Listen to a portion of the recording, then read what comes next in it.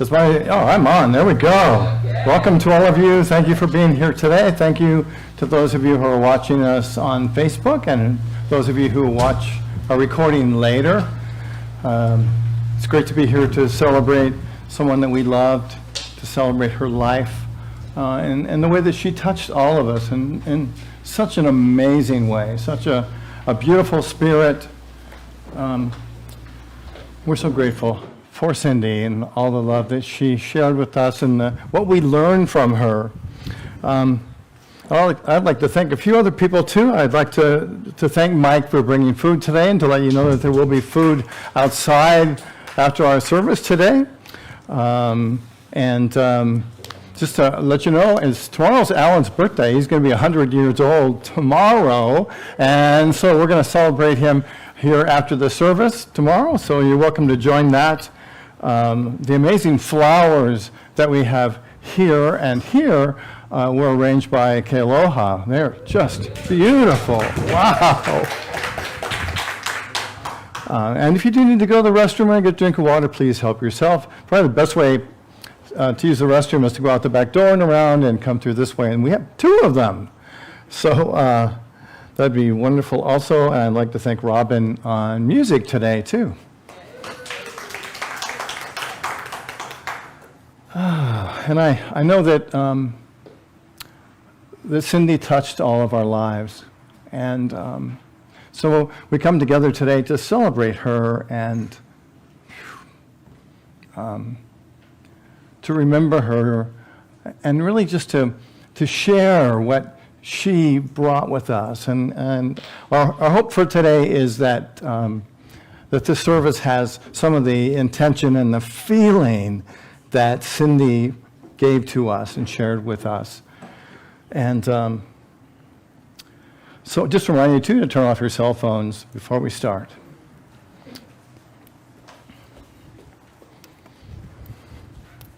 All right. Cyndi, in life we loved you dearly.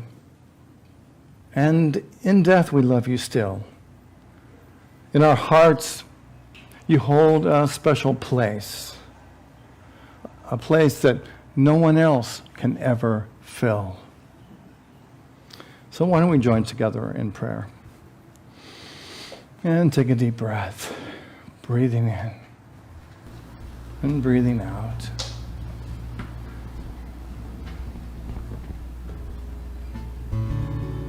And just feeling whatever you're feeling right now. Love,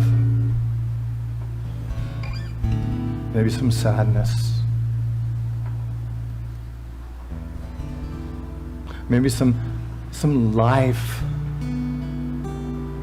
the life that Cyndi shared with us.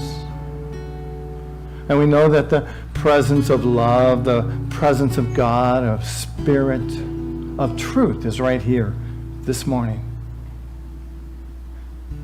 this afternoon. And Cyndi, we say thank you to you for the beautiful expression of love and light and truth and joy and peace. Maybe even a little naughtiness. All the fun and the peace that you bring with it, you wherever you are.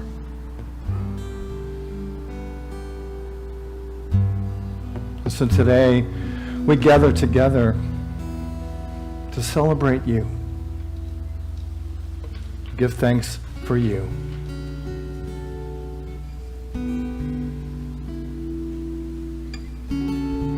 And we give thanks and we hold you in our hearts and in our minds as we celebrate your life today.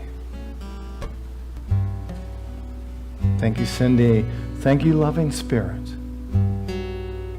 We pray this in the name and through the power of the living essence of God.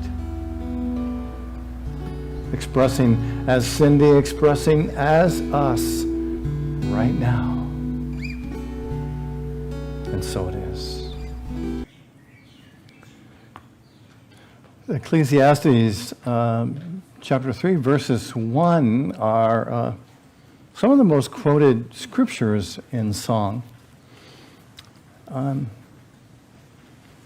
might remember the words,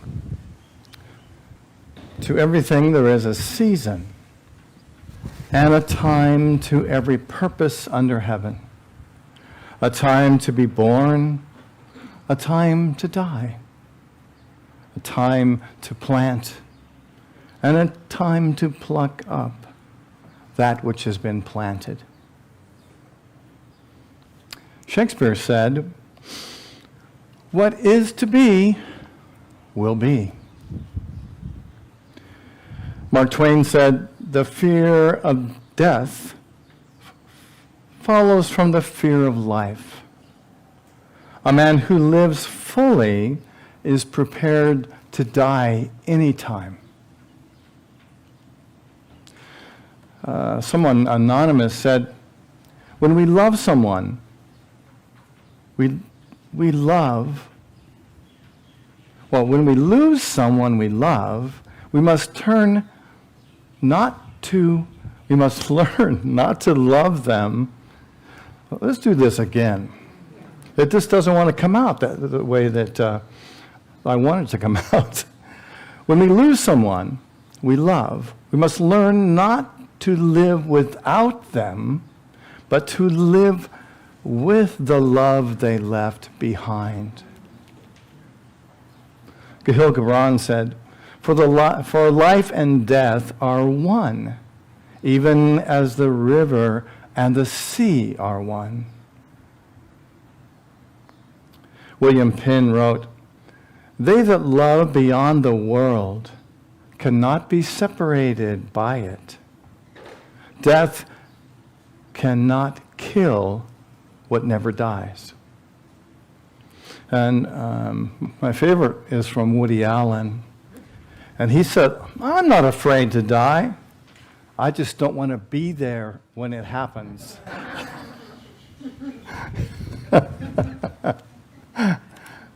Life is actually an extension of God into all creation. Cyndi, whom we knew and that we loved, has died. Yet at the same time, our heart tells us that she lives on because she lives in our hearts, and that love can never die. I like to think that Cyndi has been born into a new dimension of life. So as we release Cyndi's human form and commit her soul to the love of spirit, let's remember that this temple that Cyndi lived in is not the reality of who she is. It's not the reality of the one that we loved. Let's remember that only Cyndi's body has died, and that her spirit, that essence within her, goes on. And will always be present in our minds. I like to think when we remember someone who has passed, they're alive again. You know, we're tapping into their essence, into their spirit, into the memory of them is alive in us. So when we think of Cyndi, let's not think about death, but let's think about a life that goes on, carrying the love that she shared with us into new dimensions of life, seeking even further development of the promises of spirit. You know, life can never really end because life is of God. Life is of spirit, and life is eternal without limitation of any kind. Life is actually an extension of God into all creation. Just as there is no place in the universe where God is not present, neither is there an absence of God anywhere in the universe. But we are human, and acting out of our limited human understanding, we sometimes fail to recognize life as its forms go through physical changes. We may simply close our spiritual eyes and choose to see death, where in God's sight the spirit of life goes on and doesn't change for a moment. The truth is that God is the living energy in all life, in all form, in all places, everywhere in the universe. We ask sometimes, well, what happens when an individual goes through the experience that we call death? And I believe it's simply the separation of a soul from a body. You know, ancient people use the word dead to mean over there, not here, but over there. And we know that although Cyndi is no longer physically present with us and among us, that she is, as someone said, in another one of God's mansions. Although Cyndi is not visible to our physical eyes, we know and affirm that life continues in some way, as some aspect of her. Certainly no one on this side of the veil that we call death can describe the death experience adequately. Kind of the biggest question for humankind, isn't it? But perhaps these words will bring you comfort, as they have many other people, in this poem that I love, and the author's unknown, called Gone From My Sight. I'm standing on the seashore. A ship at my side spreads her white sails to the morning breeze and starts for the blue ocean. The ship is an object of beauty and strength, and I stand and watch her until at length she is just a speck of white where the sea and the sky come together and mingle with each other. Then someone at my side says, "There, she's gone." Gone where? Gone from my sight, that's all. The ship is just as large in mast and hull and spar as she was when she left my side. And she is just as able to carry her load of living weight to her destined harbor. The ship's dimension and size is in me, not her. And just at that moment, when someone says, "There, she's gone," there are other eyes watching her coming, and other voices ready to take up the glad shout. "Here, she comes." Perhaps death is like that.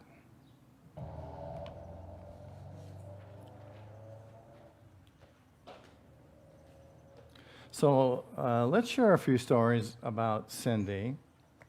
I will share some and then invite anyone who'd like to come up and share a story also. That would be fun. So Cyndi used to come to our office right here every Thursday, and she would help me with the bulletin to orchestrate it, put it together, and then print it and fold it. And she would prepare lays for Sunday and straighten up the welcome table, and anything that we needed her to do. She always got here before me and was often finished by the time that I got here. I think it's because she didn't want my feedback always. And she always did a great job. I'll never forget the day that I came in, and she was having trouble with the printer, right? And she was holding the printer up and had her arm up to her elbow in the printer trying to straighten out a paper jam. And I'm thinking, that's all we need to do is to get Cyndi sucked into the printer. In the last few years, Cyndi had a number of challenges with her body. And she would come in and help us even though she was in pain.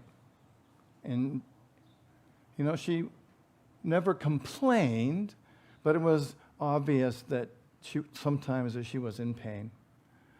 And she would maybe grunt and groan a little bit and then go on happily about what she was doing with that amazing get it done with love attitude that Cyndi had.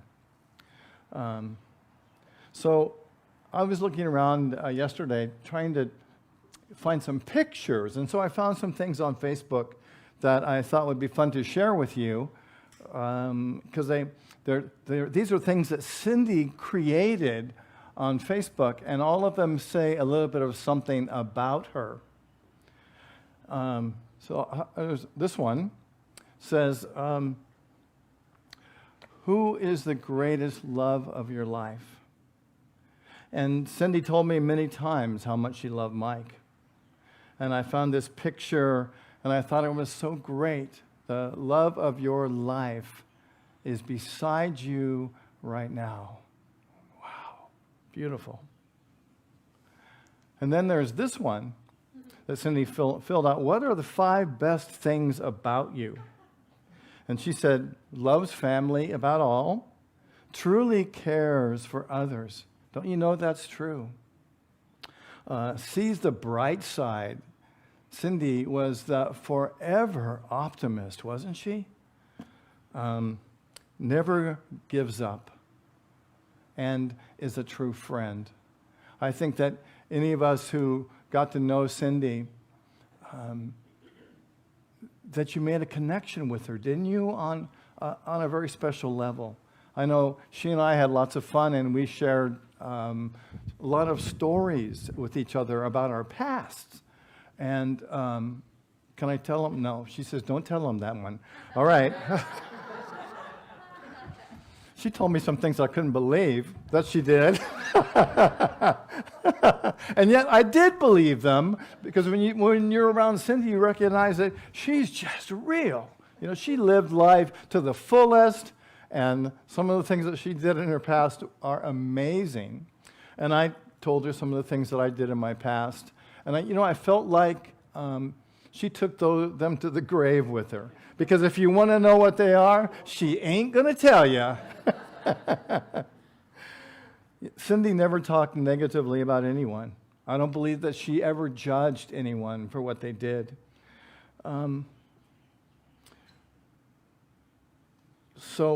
Okay, let's go on to the next one. So this one is, what color is your soul? And Cyndi wrote, blue, calm and serene, are 2 words to describe your soul. You actively avoid conflict, and you try your best to keep your relationships with other people harmonious. Even in times of emergencies, you keep a cool head and a sound mind. Doesn't that just seem like Cyndi? I don't think in the years that she worked for me, or that I saw her in church, that she ever raised her voice. Does anybody have a memory of Cyndi ever raising her voice about anything? Wow, just this calm, loving, consistent presence. So I thought this one was kind of fun. How bossy are you? Cyndi said 95%. This score has to do with your strong personality. They call you bossy because they realize that you are superior to mediocrity. When Cyndi had her mind set on something, she was going to do it her way. That's why she was done when I got here on Thursday morning. one time we were changing the format of the bulletin, and the old format had the dove picture on it, and the new format was to say Unity on Maui, right? And she was fighting me tooth and nail over that. And so after we went on about 3 hours on it, we finally compromised and put both logos on the bulletin. Yeah. Oh, I love this one. So how dirty is your mind? Cyndi said 564%. Your mind is full of dirty thoughts 24/7. And I'm privileged to say that she shared some of those thoughts with me. Enough said. So the next one says, what is your old lady quote? And Cyndi said, age is just a number. Yeah. And this one asks, what country song would have been written about your life? And she said, Love Story by Taylor Swift. You see your life as a fairy tale, especially when you're happily in love. You're the kind of person who would sacrifice and do anything to be with the person you deem special, and you wouldn't take no for an answer.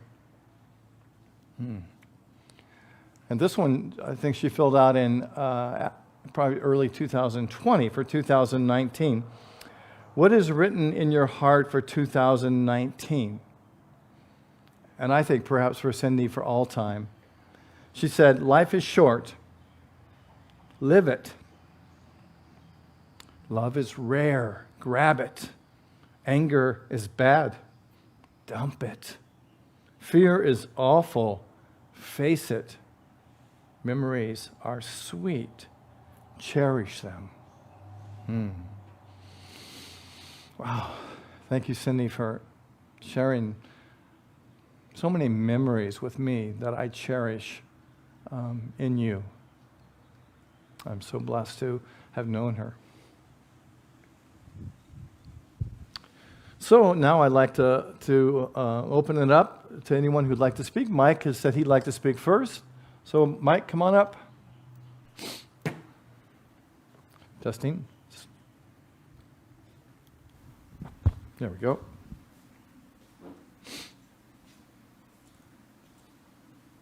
And you can take your mask off if that...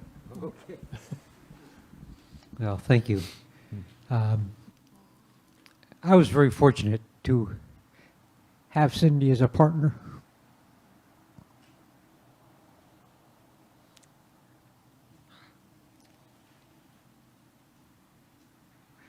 I loved her a lot.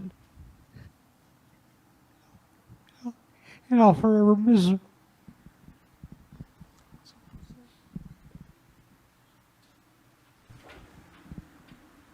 It's hard, huh? It is. Yeah.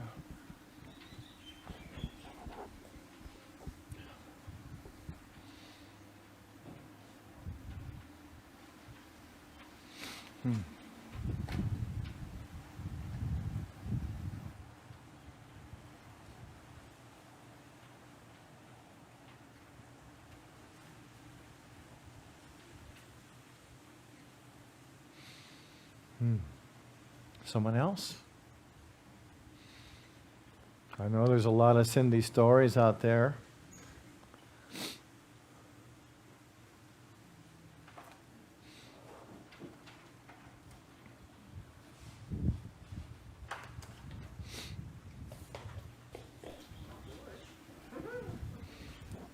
Hi. You can talk right from here if you want. Thank you. Yeah. Okay, thank you. Yes. Sitting here, I love Cyndi very much. And you know, I always sat here, and before the pandemic, I haven't seen her much since the pandemic, and I haven't been able to come, so. But before then, she would always sit there, and I would always sit here. and we would always just kind of exchange things. And also, the love of my life was born on the same day as Cyndi. She was born on January 29th, and so was Glenn. And we just had a real fond connection. And one day I went shopping with Cyndi, and just Cyndi and me, and we were in, I guess it was Macy's anyway.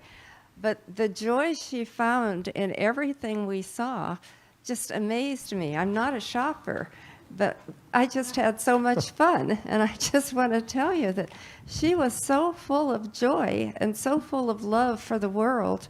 And I think that's what showed through her. And Mike, you were very, very blessed, and I know you know that. And my heart is just with you now. And Cyndi is with you. And I can tell you from being with Glenn and sitting here and doing the same kind of service and having flowers from Ke Aloha and everything for Glenn's service, sitting here, I know how you're feeling. And I just want you to know that Cyndi is with you, and Cyndi is with you always. And Cyndi didn't die. We don't die. We go on and on and on. And our soul and the best part of us is with God and with you. And you might not be able to hold her hand like this, but it will be there, and you will feel her hand. I feel Glenn's hand. You will feel every part of her. So be joyful for what you had. And we love you, and we all love Cyndi so much. Thank you.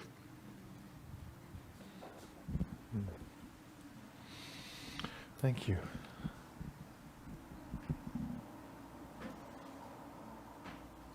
I think Kelly's on the way. Oh, okay.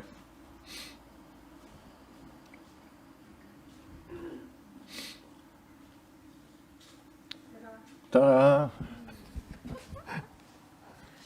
Well, I'm going to make this real short and sweet. Cyndi and I kind of lived in the same complex, so I would see her in her car, and she would see me in my car, and we would wave and do all of that. And she gave me this little blue ribbon a while back to put on my antenna, and I've still got it, and I think of her all the time. And, you know, I only knew her as a church person, too. I didn't socialize with her except go to lunch or something, but I always thought of her as a churchy lady. And one time I was at a little meeting and she was there, and the subject was, share something that you don't know about me. And she said, I used to be a go-go dancer. I loved her for that.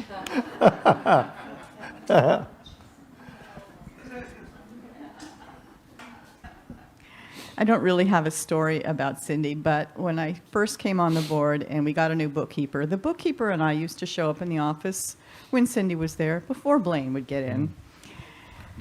The office is kind of small for 3 people, and when Cyndi left, it just felt like there was too much empty space.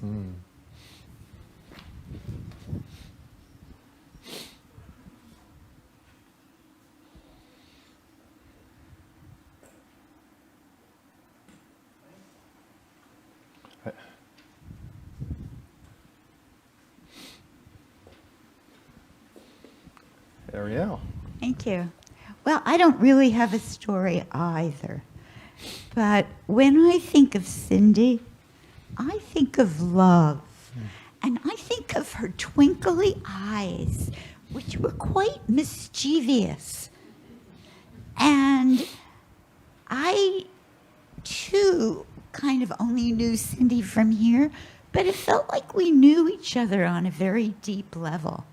And she was able to do that with you. She just kind of dove right in and made you feel like you were sharing the joke with her. And I, too, with the sitting there, because I would sit up here alongside you most of the time, and she and I would play this game of talking with our eyes and our hands or whatever it was. And she was always just so beautiful in her presentation of who she was. I really love Cyndi, and I was thinking about her a lot this morning. And I started thinking of her cute expressions and all that. But then I started thinking, she was really, how you have judgments about people. Even if you love them, something will come up and you'll go, oh, why did they say that? Or why did they do this? And of course, we know that's not what we're supposed to do, but we do it anyway. So, but I realized that I never had that with Cyndi. I sat there and thought about all these times, and it was never there. It was only the beauty and the sweetness and the love and the mischievousness that I got from her. And Mike, I know how much she loved you. And you are very specially loved by her. And she would tell me many times about that. She'd say, oh, my boyfriend is coming. So, I went on a plant. I'm sorry. I thought something was crawling up my leg. Here she is. She's playing tricks again. Okay, thank you. Thanks, Ariel. Mike?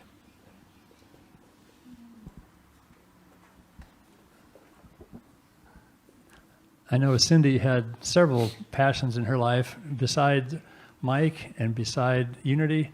One of the other ones was the Friends of the Library, and she was always so excited to get books.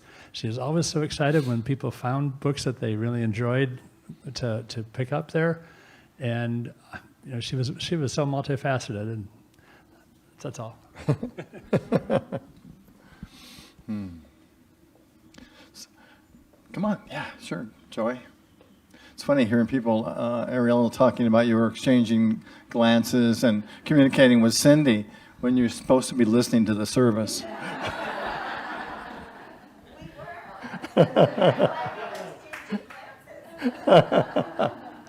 Two memories come up for me about Cyndi. As she was part of our what we call the lunch bunch, and at some point the picture that you saw up there was Kelly and me and Phyllis and Rick and Suzanne, and we were missing Mike because he hadn't joined the lunch bunch yet, but he did eventually, and he was part of it too.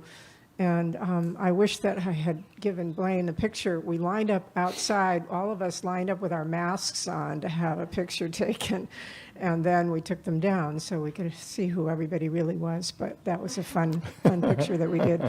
And I also remember Cyndi being so helpful here for services, and I was an usher, and it was my job to put the leis around, the shell leis around people's necks. And whenever we were out, it was Cyndi who knew where they were. And so she would frantically run back to the office and get leis for me so that I'd have enough to give. And I so appreciated her always being Johnny on the spot and helpful in every way. Thank you. Thanks, Joy.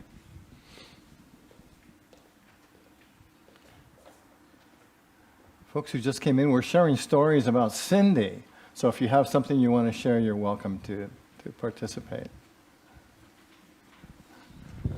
Okay, Bob? Yeah, I don't have any stories either, but other than that, I knew her mainly from church, and she was just such a light. She was always helping, always in a good mood. I'd come in a lot of times, I'd be working sound, and she'd be trying to get stuff set up, and something wasn't where it was supposed to be, and you could tell she was a little concerned, but she just knew what to do. She'd go get it, she'd come back, never get in a bad mood, always smiling, always that glow in her eyes, that sparkle. It was just, can't forget it. And she gave really great hugs, too. Yeah. Thank you.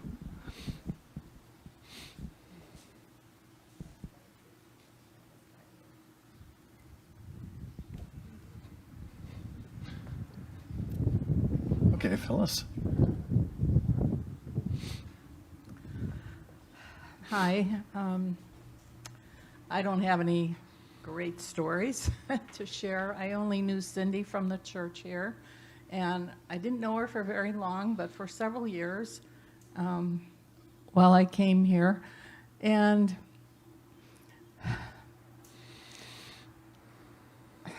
I just shared a kindred spirit with her.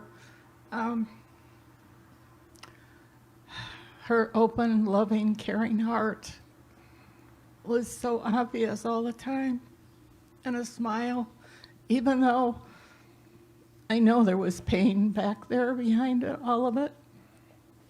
But she was always so positive and optimistic and cheerful. And Cyndi and I shared the same birthday, June 29th.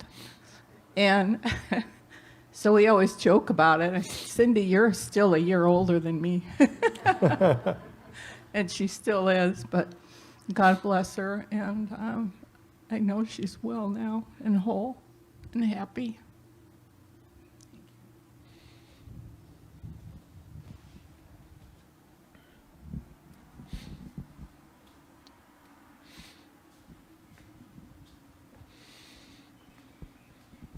Kailani.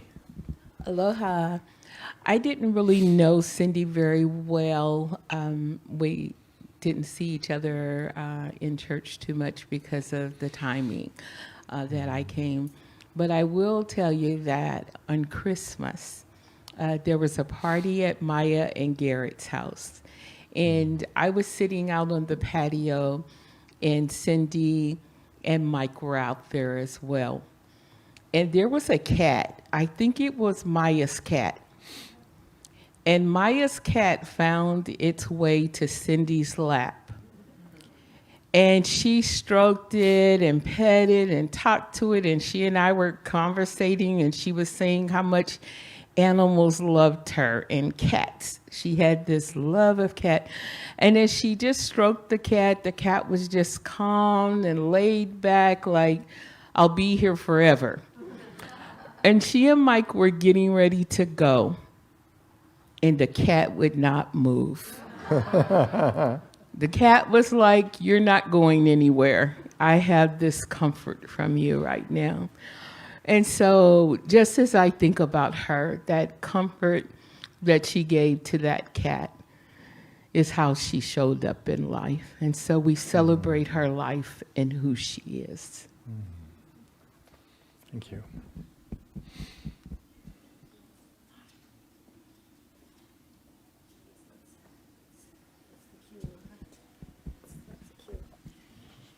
Yeah.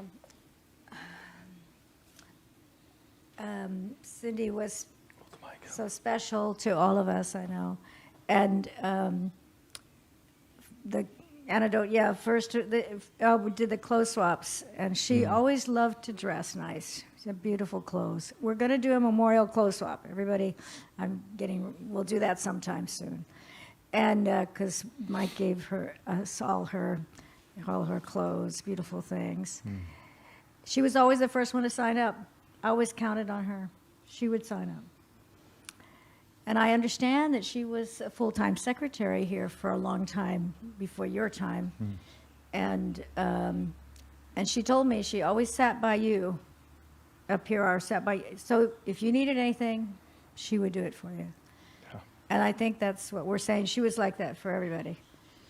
She loved your lunch bunch. She loved each person in your lunch bunch. She told me how much she missed them through COVID. She really, she was one of the people that we kind of lost partly through COVID. It was really hard on her. And as she, things was harder for her physically, and she had more medical problems, I would remind her, okay, so what's the positive thing? She always would turn to the positive. If she didn't come up with it, I would say, okay, well, and she was always willing. She was a deeply spiritual person for the life that she lived in Maui, I think. And it gave her a lot of comfort, and it changed her life in the past. And she was a dear friend to me, and it's so hard to lose her. I was away when she died too, and so hard to lose her, and I miss her a lot, and I think of her a lot. Thanks, Maya.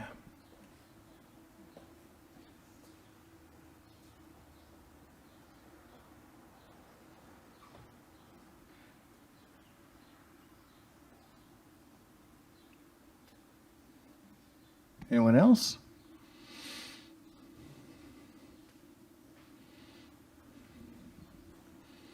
All right, Al, you only got a couple minutes.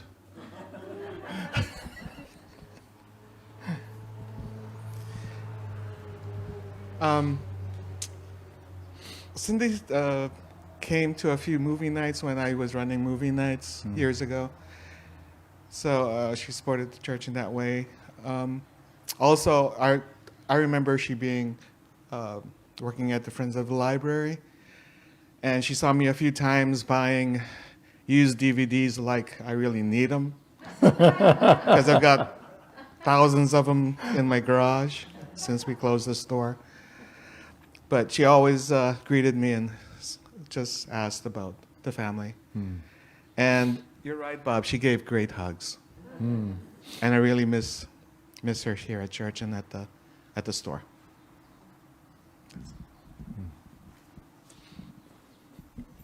Thanks, Al.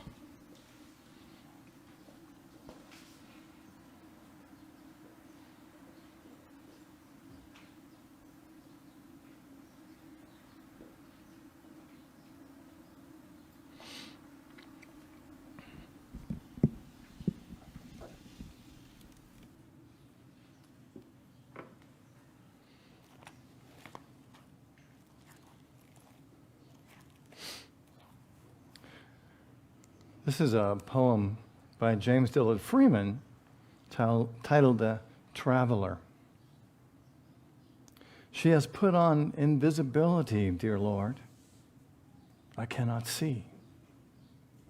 But this I know, although the road ascends and passes from my sight, that there will be no night, that you will take her gently by the hand and lead her on along the road of life that never ends.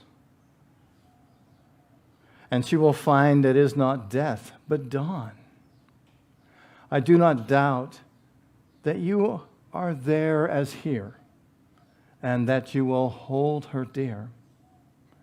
Our life did not begin with birth. It is not of this earth. And this that we call death is no more than the opening and the closing of a door. And in your house, how many rooms must be beyond this one where we rest momently? Dear Lord, I thank you for the faith that frees, the love that knows it cannot lose its own, the love that looking through the shadows sees that you and she and I are one.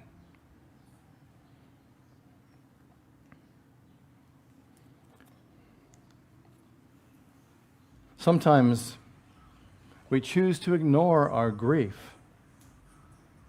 I believe it's important to feel the grief that we feel in times like this. It's valuable for our physical health, our mental health, and our spiritual health. And so I encourage you during this time, or any time when you lose someone that you love, to take time to embrace the grief. I'd like to read you what Elizabeth Gilbert wrote about grief. You might remember she wrote the book Eat, Pray, and Love, and other books. She says, grief is a force of energy that cannot be controlled or predicted. It comes and goes on its own schedule. Grief does not obey your plans, your wishes. Grief will do whatever it will do with you, whatever and whenever it wants to. In that regard, grief has a lot in common with love. Yes, grief happens to us. Grief is bigger than us. And there is a humility that happens when we step into this place where we surrender to being moved through the landscape of grief. And that happens by grief itself.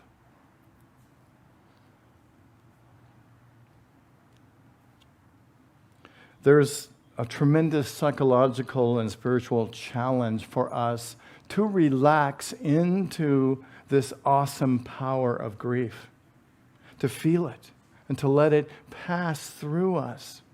You know, grief is a full body experience. Anybody ever felt that? Felt it just consume you and take us on? And lots of people push it away. It's not huge in our culture to face grief.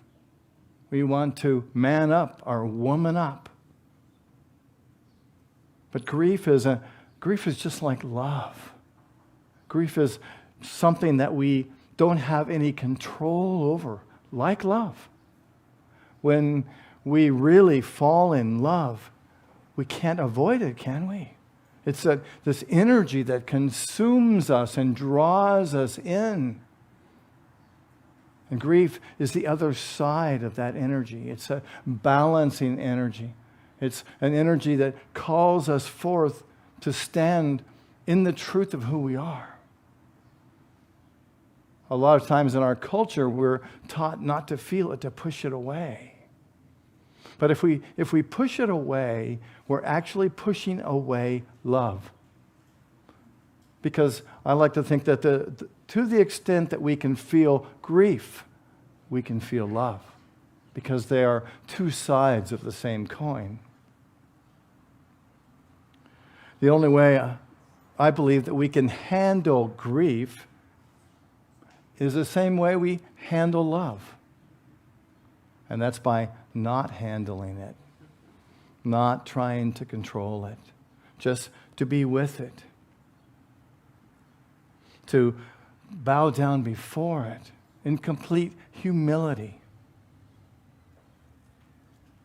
I know when I've experienced grief, it feels like I'm in the middle of a tsunami. And there's so much there to try and avoid it or to run from it. But instead, if we can just embrace it, it gives us the power to experience more love. So as we prepare to pray, I invite you to open your mind and your heart so that together we can experience some grief, so that we can experience some love, so we can experience some peace. So I invite you to close your eyes.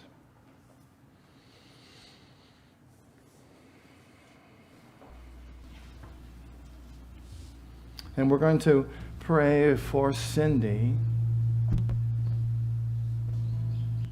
for all the love that she shared with us as individuals, as this community.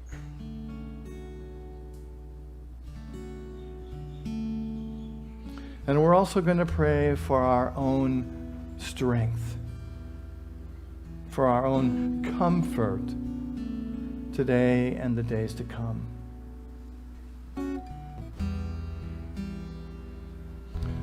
And so, loving Spirit, we take a breath together and breathe into this oneness. Breathe in to the love that is present in this moment.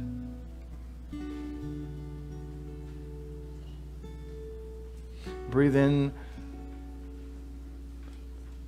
to the life that we get to experience. And we breathe into the love that we feel for Cyndi.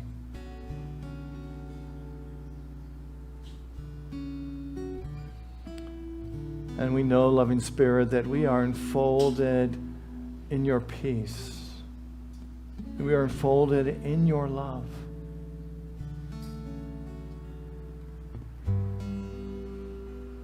And in the same way, we know that Cyndi is enfolded in your love.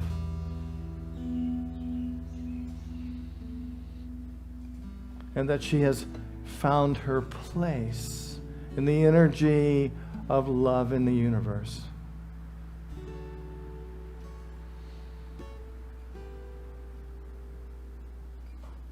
And we give thanks for your strength and your power that lives as us and guides us in this challenging time.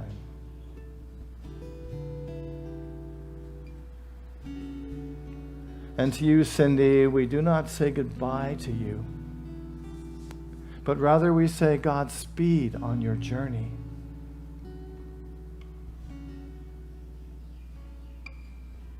As the grace of God abides in us all, we remember that we are always one in spirit.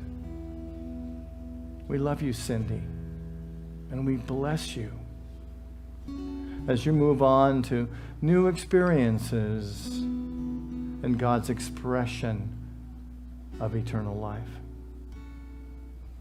We behold you as Spirit knows you, radiant, ever living, ever loving, whole, complete, beautiful, fun.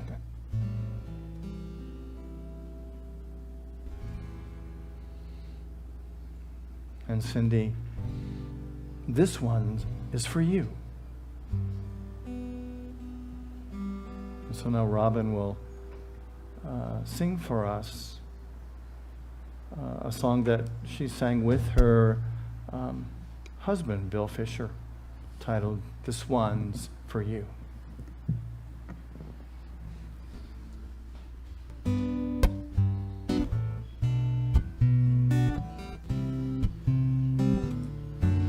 This one's for you. Maybe no one ever wrote a song for you before. Maybe no one ever said he adores the way you bring him joy. This one's for you.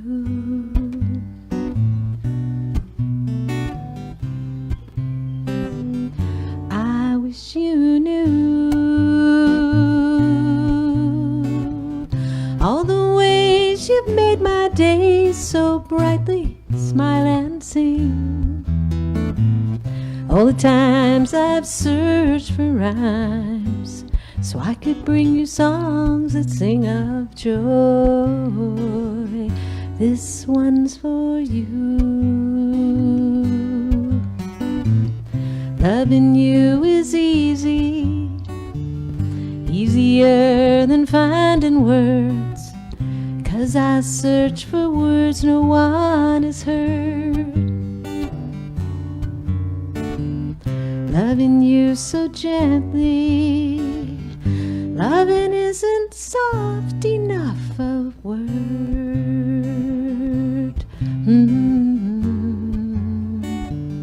I sing for you,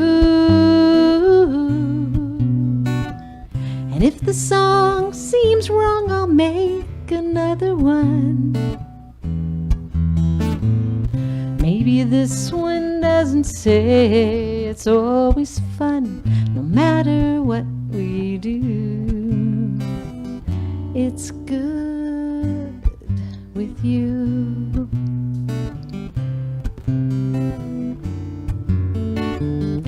Loving you is easy, easier than finding words, 'cause I search for words no one has heard.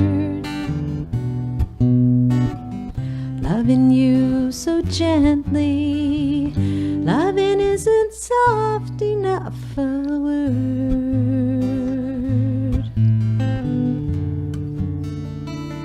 This one's for you. Our friendship doesn't ever seem to end, it only grows. Loving growing closer, just how deep it goes is measured by our joy. This one's for you, my friend. How I love you.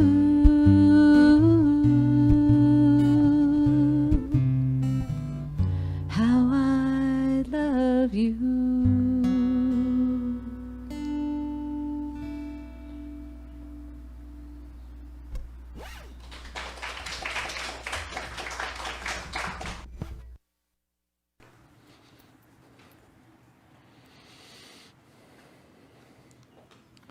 So, dear friends, may God bless you and keep you. May God's face shine upon you. And may God's graciousness always shine through you. May God's love always express as you. And may you always live in peace. And for your great journey, Cyndi, we say the prayer for protection to you. And so let's say it together to Cyndi. Cyndi, the light of God surrounds you. The love of God enfolds you. The power of God protects you. And the presence of God watches over you wherever you are. God is. God bless.